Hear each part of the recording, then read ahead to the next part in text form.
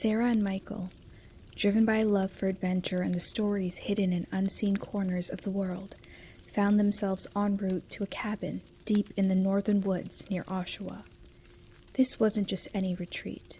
It was a shared booking, a concept that thrilled Sarah. She was a travel blogger by hobby and a home decorator by profession. She relished the thought of new stories, of lives intertwining with theirs, even if just for a weekend. The cabin, a rustic abode set against the backdrop of snow-laden piles and silent starry nights, promised warmth and escape from the city's ceaseless buzz.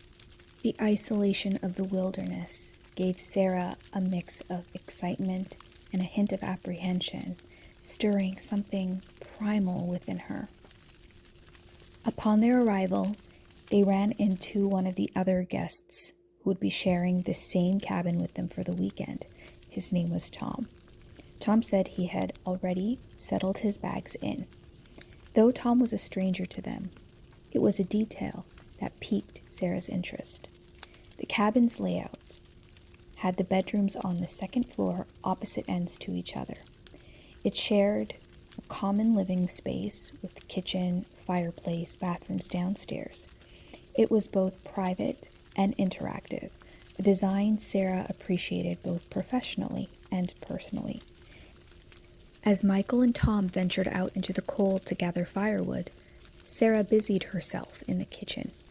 She was pouring hot chocolate into the mugs when she was startled as a woman walked up to her, nearly spilling the hot chocolate all over the counter. The woman introduced herself as Katie. She was Tom's wife. Sarah was so glad to be in the company of another woman for the weekend. She and Katie kicked it off from the beginning. They started to talk about their lives, laughing as if they were longtime friends. Sarah shared how her and Michael met nearly 5 years ago at the bus stop while heading to an amusement park during the summer. Katie's story was far more interesting. It was about a spontaneous love. She was sitting at a diner table, drinking a milkshake with her girlfriends, when a man walked in with some of his guy friends. He was about to place an order when his eye caught Katie. He walked straight up to her and gave her a kiss on the cheek. Katie was completely caught off guard and very flustered, but deep down, she said she enjoyed it. That led to 40 years of marriage. Sarah couldn't help but wonder. The story that Katie shared seemed to belie her youthful appearance, suggesting she was barely in her late 40s.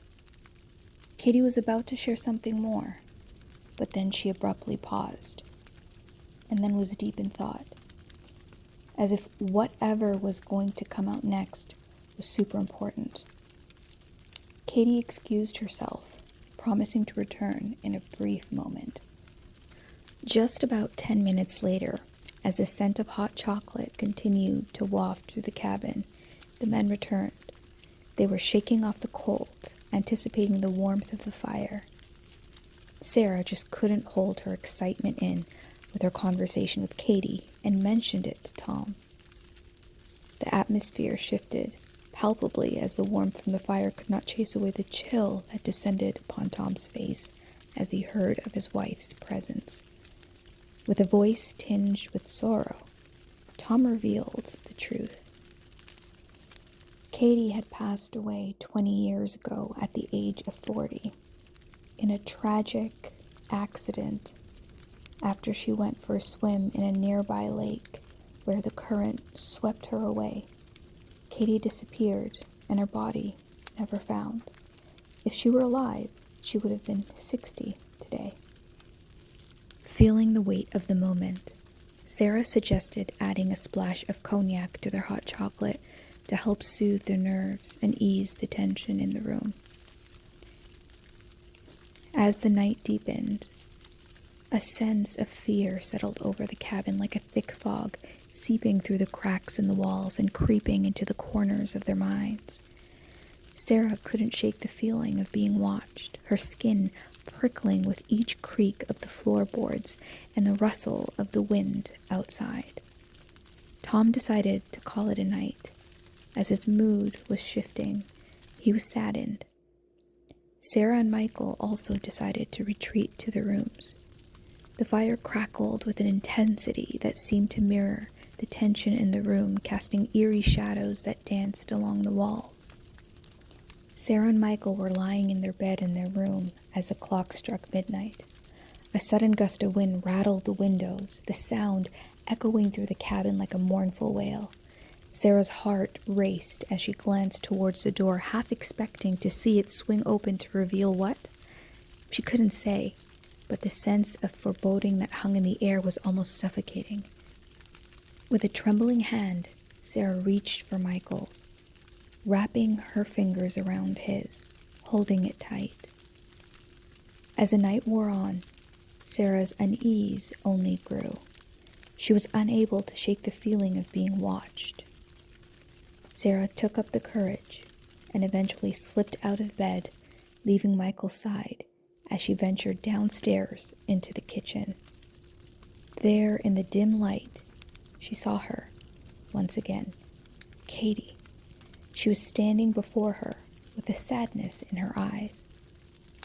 When Sarah came close enough to Katie, without a word, Katie reached out and touched Sarah's hand, sending a shiver down her spine.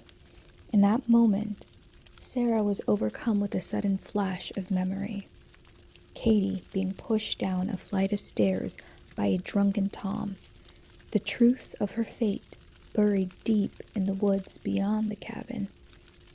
"Leave," Katie whispered, her voice barely audible over the pounding of Sarah's heart. "Tom is planning something. He thinks you know too much." Katie then mentioned a bracelet in the bushes up front of the cabin, still stained with her blood and Tom's DNA.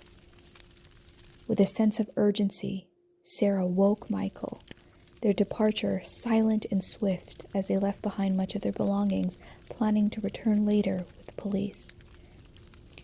As they drove away, Sarah couldn't believe that they had narrowly escaped something sinister. It was a different kind of adventure than they were accustomed to. It was only as they were driving off that Sarah remembered the bracelet.